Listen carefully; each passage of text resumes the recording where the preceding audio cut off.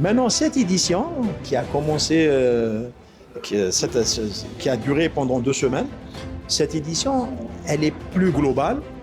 Au lieu de se concentrer uniquement sur le continent africain, elle comprend en même temps 40 pays, je dis pas 16, mais 40 pays du continent africain, en plus du continent européen, les 27 pays sont impliqués, et aussi 8 pays de l'Amérique du Sud, donc le continent américain.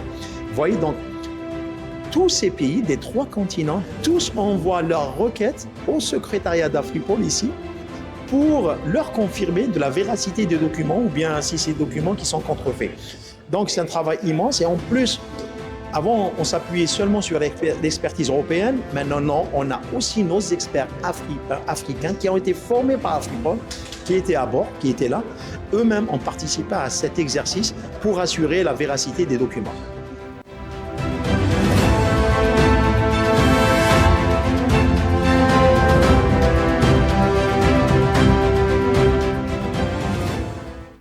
Donc les résultats en général, ce sont premièrement les contacts entre les policiers directs, entre un policier comme expert et un policier qui est dans la ligne, qui est en train de faire son travail, soit dans une voiture de patrouille, soit à l'aéroport.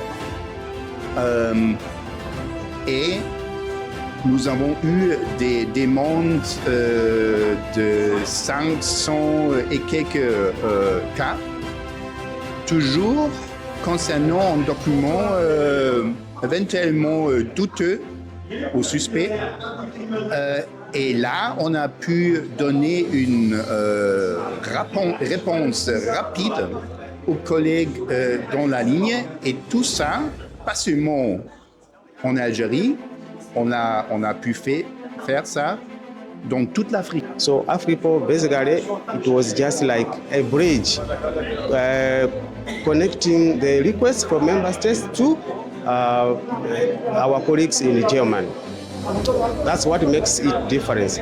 And one great improvement for this help desk is that we managed to bring together 3 continents. Africa, Germany, and South America. We are responding to requests from these 3 continents so that at least we try to help to control the travel of people throughout all these continents.